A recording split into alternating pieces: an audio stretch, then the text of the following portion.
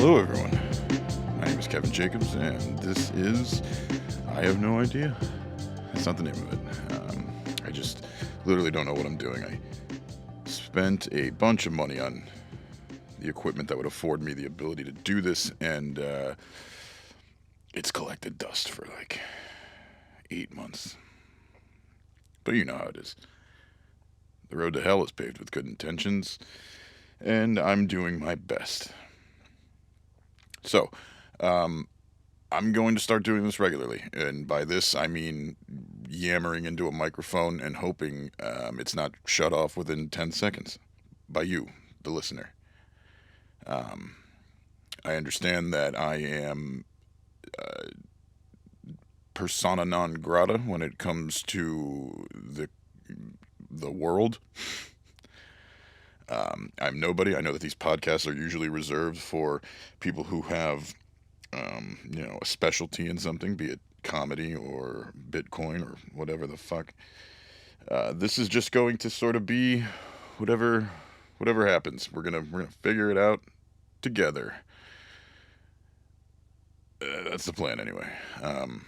So yeah, I don't really know what the format of this is going to be. I'm going to start by figuring out how to not hear everything in my fucking room every time I move around.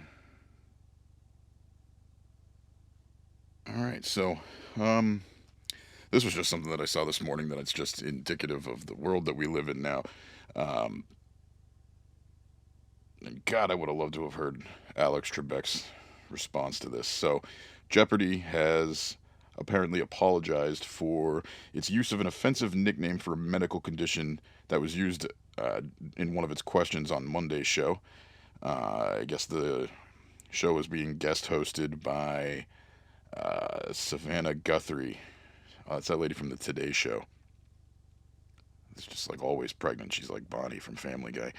The category was named. It was called Plain Named Maladies. Maladies. You better get used to this shit. And asked a question about postural orthostatic tachycardia syndrome or POTS, with the hint postural orthostatic tachycardia syndrome is also known as Grinch syndrome because this organ is too small. What is the heart? That was the answer. And I mean, Grinch syndrome is hilarious. But they have actually apologized. They are calling it a dated and offensive nickname for the disease. POTS. Calling it the Grinch syndrome is no good, apparently.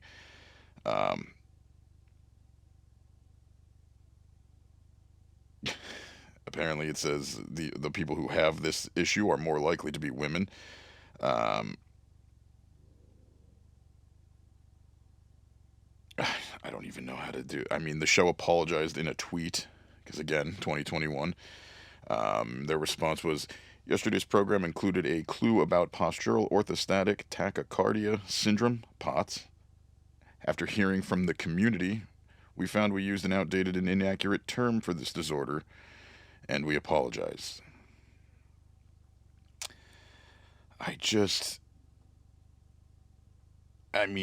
I understand that the entire purpose of Jeopardy is sort of rooted in nerd culture, like the bookworm can rattle off an answer for anything. But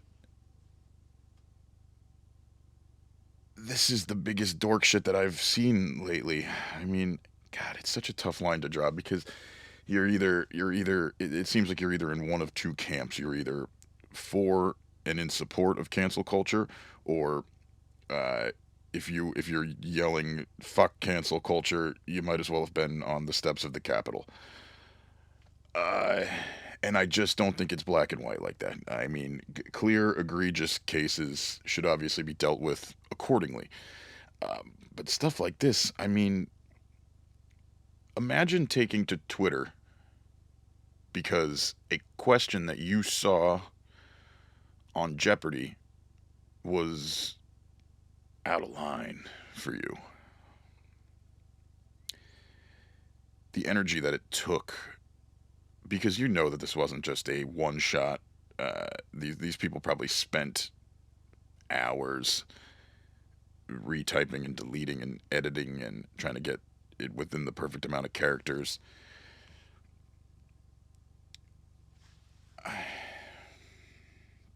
Apparently, there's a non-profit group called Dysautonomia, Dysautonomia International. Just make it a word we could say. It's a nonprofit that promotes awareness of nervous system disorder like POTS. Also, they criticize Jeopardy for calling it the Grinch syndrome, noting the inaccuracy and misogyny of this term. Now, is it misogyny because the Grinch was a guy and this disease is mostly, or like more likely to be a plight in women? I don't even know anymore. I'm not really sure. You hear that sound in the background? Sounds like a bumblebee is like buzzing right by my microphone. Boy, it doesn't help that I don't have any fucking idea what I'm doing. Christ. Well, I hope I could find a way to squash that out of here when I inevitably ruin this entire thing trying to adjust it. Fucking what is it?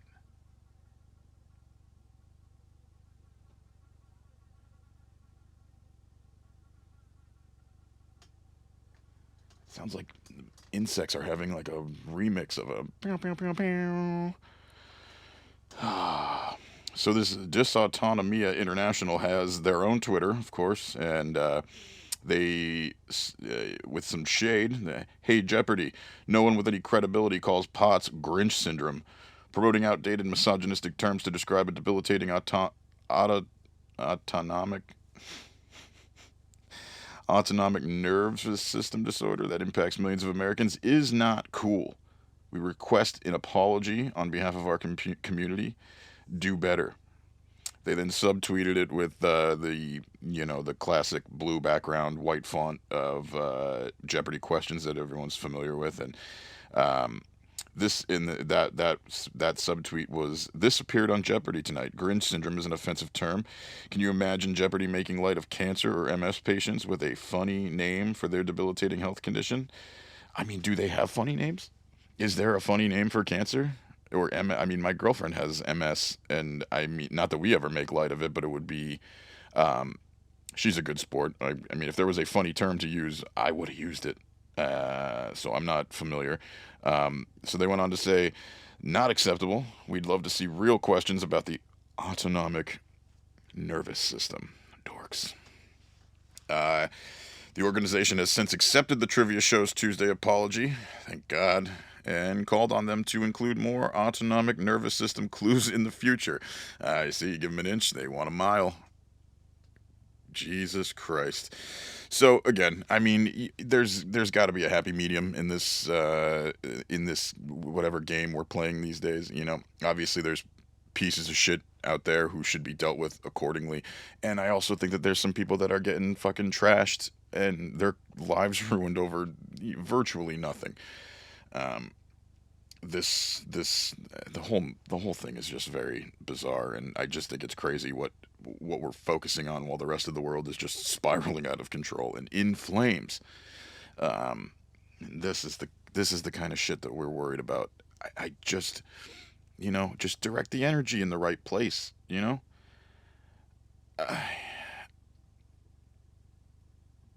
I don't know. I don't know. So BET is releasing a new horror movie called Karen, and it's a thriller about a racist entitled white woman terrorizing her new black neighbors in the South.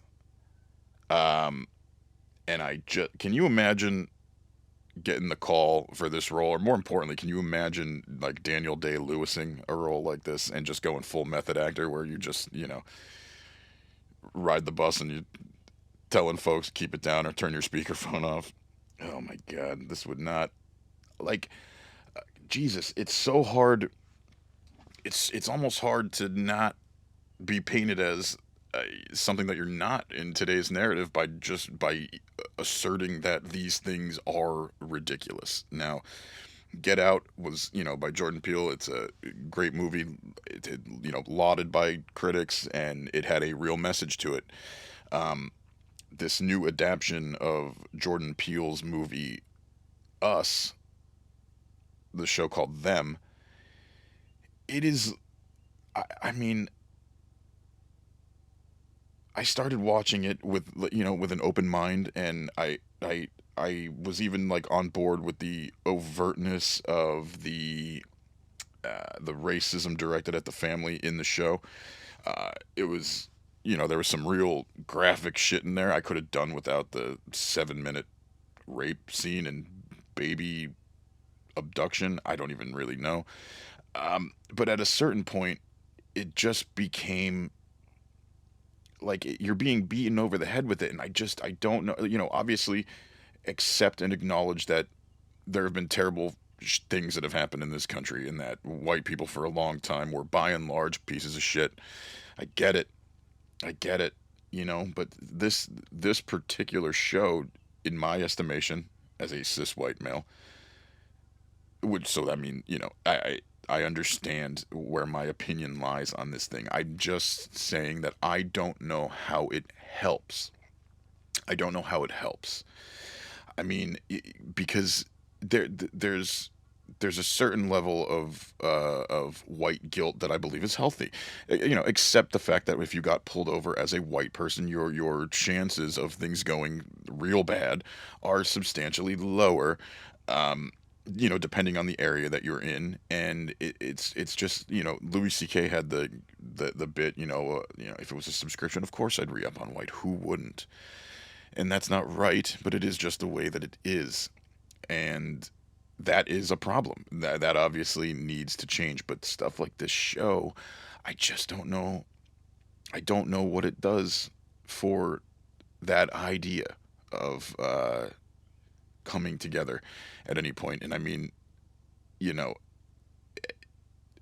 I hope that right now Derek Chauvin is being introduced to a broomstick in his lower intestine. But I also can sit here and say what I'm saying about this television show. Like, it just feels like you are being beaten over the head. It's like racist porn almost. It's just so heavy-handed. And I I got through 5 or 6 episodes, but when the rest of the story just seemed to be developing way slower than just the super awful depictions of, and I'm sure this was all very real things that happened to folks, and that's fucking terrible. But I to call this entertainment, I feel is sick. Anybody who's entertained by it, I feel like there's some issues. I I don't know. I don't want to get too into the weeds on this one because there's just real no good way to talk about it. But again, I'm all for everybody getting their message out there, and I think there should be things that make us think and evaluate ourselves. But I'm pretty sure that show was created by a white lady or like written by a white lady, and that's just come on. So let's switch it over to something a little more lighthearted. Tamir Rice's mother calls out Sean King after, quote, toxic conversation. She told him, God will deal with you, white man. Oh my God. I forget who it was. I saw a tweet yesterday that compared. I this again. It's 2021, and this is going to be the craziest sentence I say all day. The guy from Eve Six, '90s alt band Eve Six, made a tweet today, and I got to tell you, this guy is like the best follow on Twitter, bar none. It is unbelievable. I thought it was a fake account at first, because I thought surely the guys who wrote the Heart in a Blender song weren't this funny, but it is. It is him. It is Max Collins of Eve Six. Excuse me. He put out a tweet that said that was comparing um, the way Rachel Dolezal was treated, and if you don't remember, she was the white lady pretending to be black working for the NAACP. She compared what happened to her and what Sean King is doing. Who, if you don't know, Sean King is an activist online. He is I've tried to look into this a little bit. So he says he's black. I guess he had one black parent. He does not look like it, and most of the internet is questionable on that.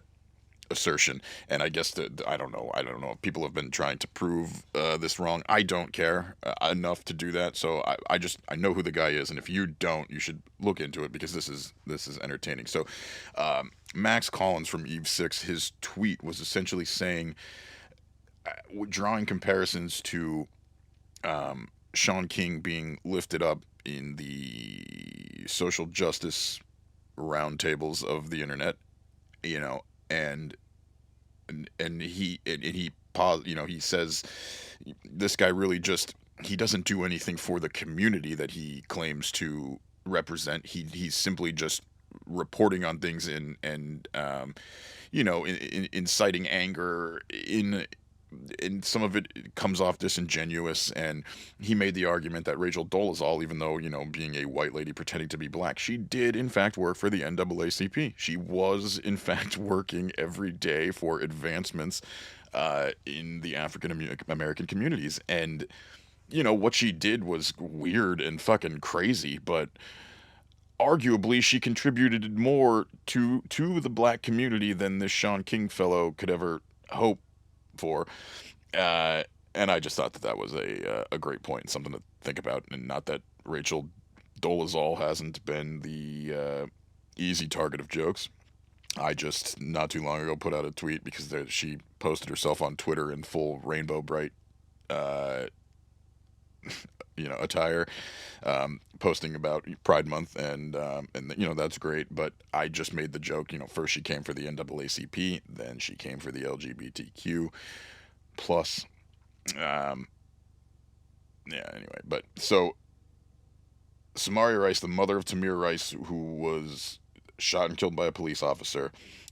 She said this week that she never gave Sean King, quote, permission to raise nothing, and criticized the Real Justice PAC co-founder for having, quote, robbed me for the death of my son.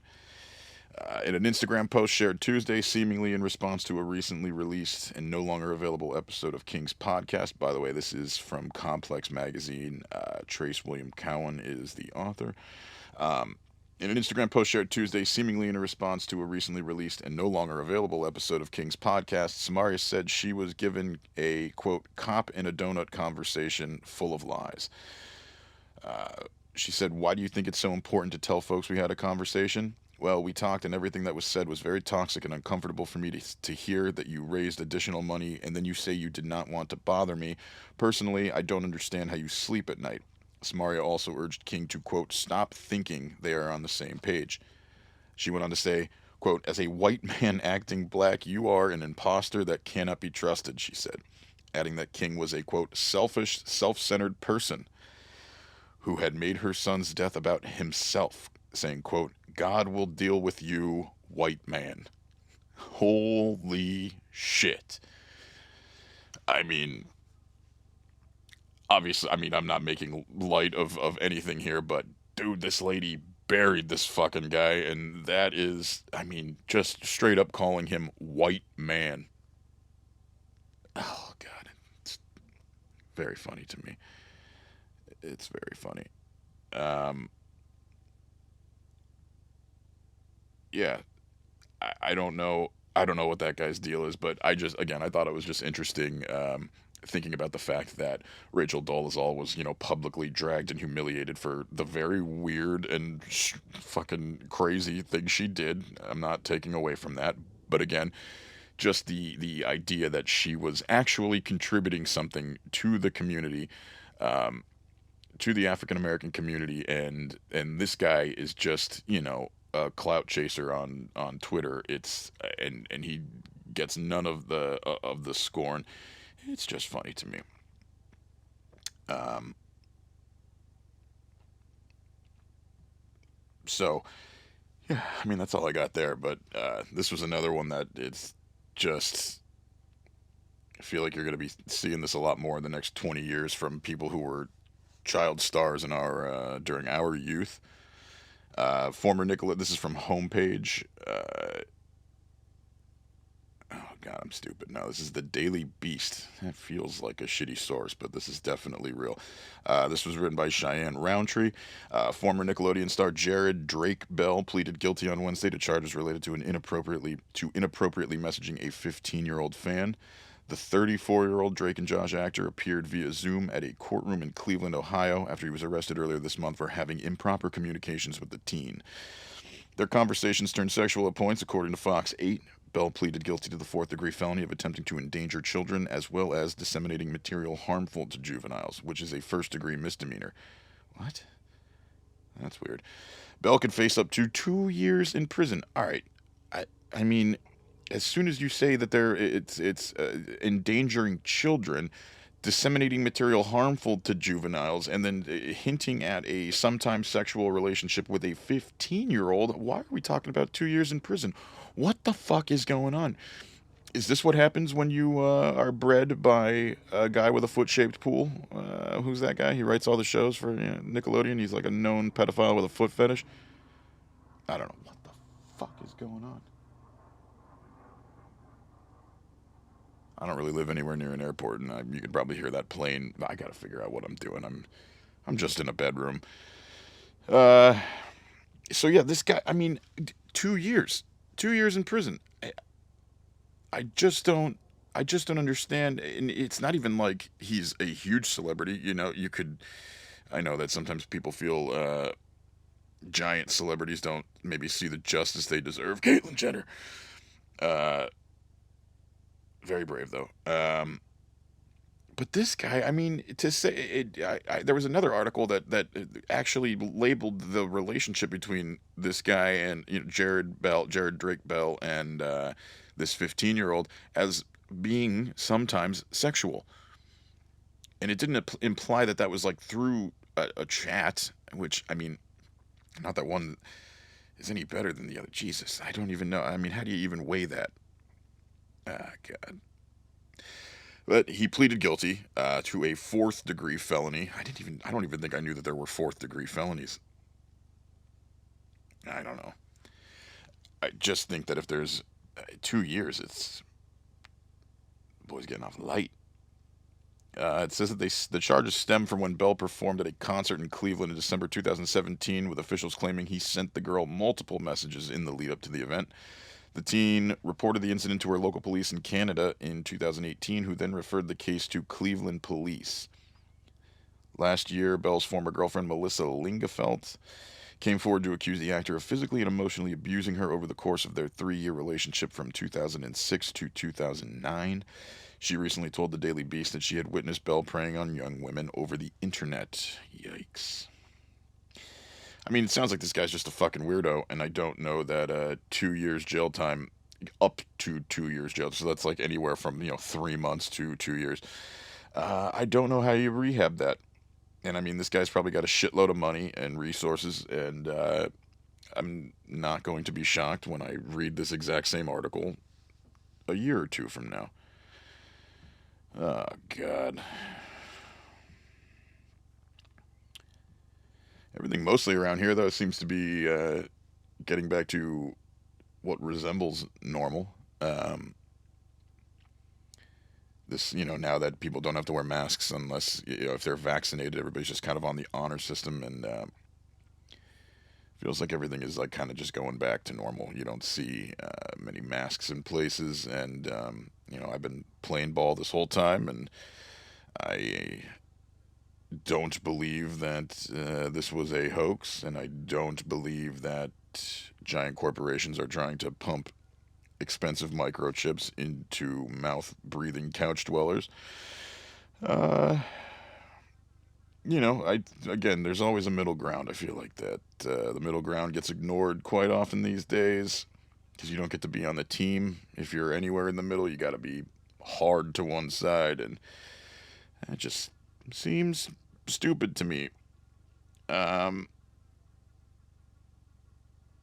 that noise is back.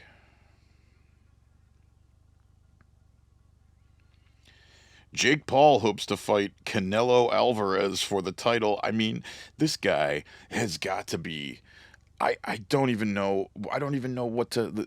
The Paul brothers are, in some fashion, responsible for the slippage of the time-space continuum that has altered our reality into a dystopian hell. Uh, it's just, I mean, the kid punked out Ben Askren, who looked like he was just eating Swiss rolls until he got a payday. And, when he showed up to that fight just looking like the guy that hands you a bong in a frat house and, tells you exactly how it works. And then Logan Paul gets in the ring with Floyd Mayweather, who at one point knocked him out with a punch and then had to hold him up, going, "Please don't fall on me, man. We got money to make." And and God bless him for that. I mean, Floyd Mayweather, say what you will, everybody was like, "Does this tarnish his legacy?" And he's like, "Yeah, I don't give a shit. Pay me." And that's fucking awesome. But this Jake Paul fella, because Logan Paul at least seems to be uh, a human in some fashion. Like, like you might be able to have a conversation with him for a little while. Um, Jake Paul has that fucking 100,000 yard stare that just says, "I'm going to murder my family one day." Uh, and he, like he's a guy that should not be taking repeated blows to the head. You know what I mean? Because he hears CTE and he thinks it's Bitcoin and he thinks it's something that he needs to invest in, when it's actually going to be the reason why he murders his family. Uh, Jesus Christ, this guy's got to go. Canelo Alvarez, though, so the Canelo Alvarez is like an all class boxer. This th- this is where he may have bitten off more than he can chew, because unlike Floyd Mayweather, Canelo Alvarez is not pushing 40 or pushing 50 years old. Um, he is not into just putting on exhibitions for money. If he gets into a real boxing match that is being judged and scored and supervised by medical professionals, Jake Paul is going. He's the ass whooping that is on the table for him is immeasurable, and I would pay an absurd pay-per-view price to watch it happen. These guys got to just go away. Um,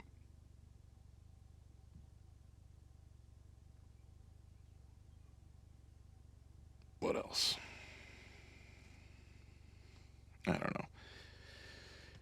I mean, I don't know that this is going to be the format. I'm just sort of leafing through my phone. I had highlighted a couple, news things that were uh, funny or interesting or insane to me. Um,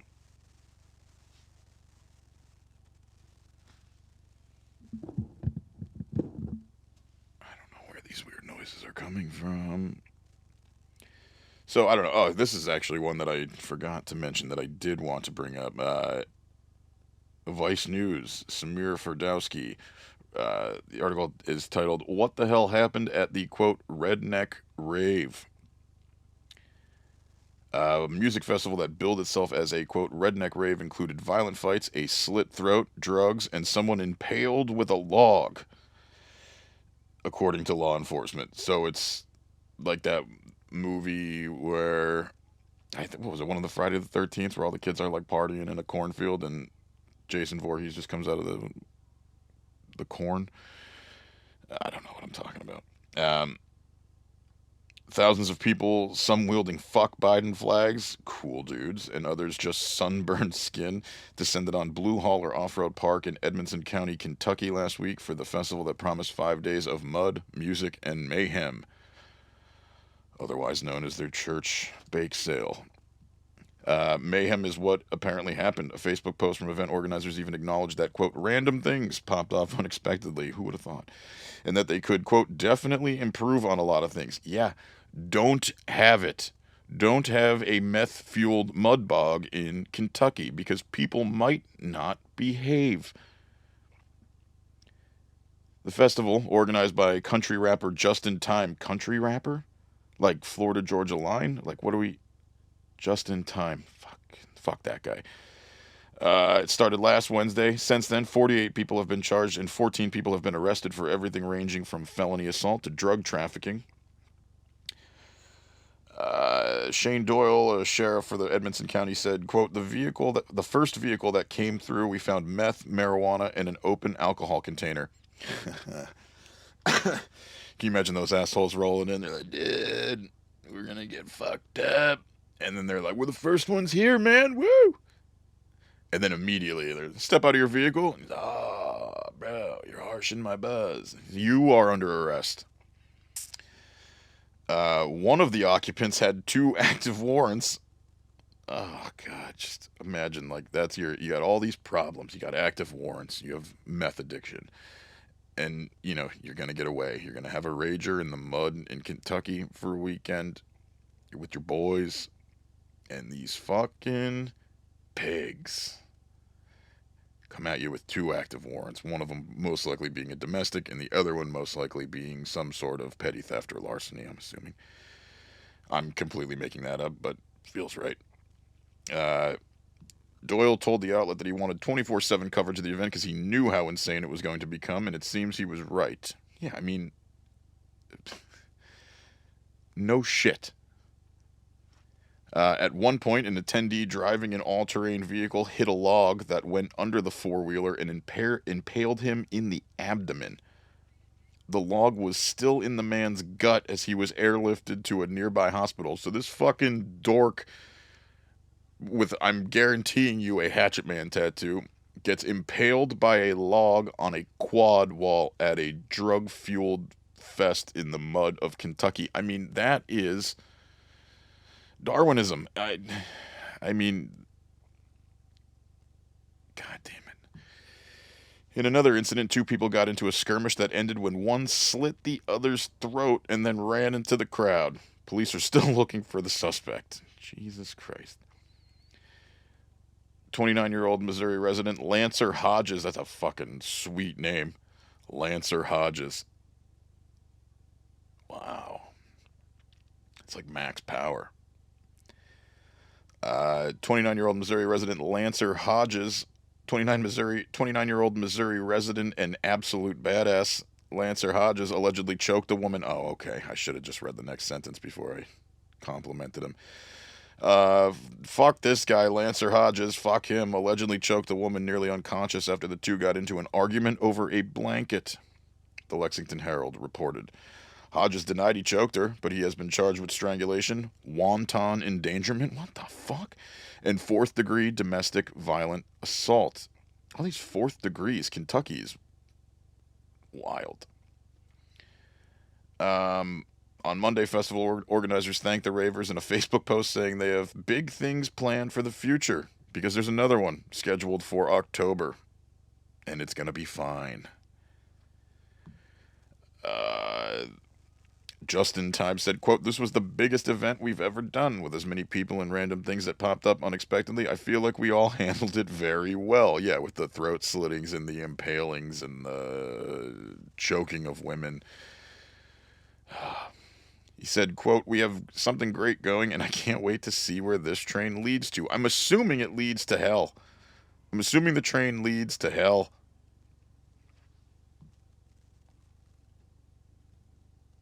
Boy, oh boy. So, man, this whole Britney Spears thing is really fucking dark. I don't know enough about it to even say it, to even talk about it, but I read about whatever allegations she made yesterday, stating that, the forced IUD, what are we doing? Like, how is that is I mean, that's just beyond reasonable. It's beyond reasonable. That's, I guess, how I'll put it. It's beyond reasonable.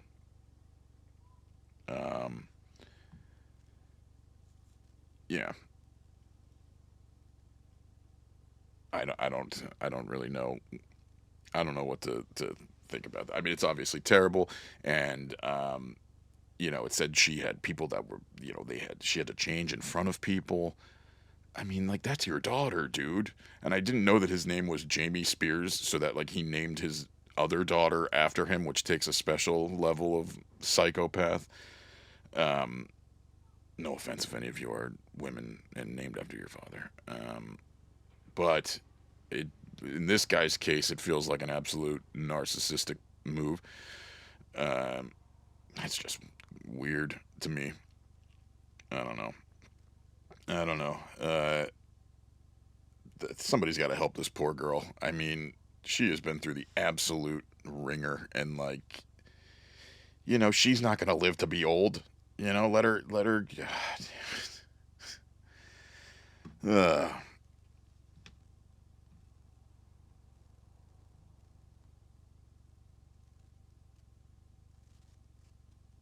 I don't know.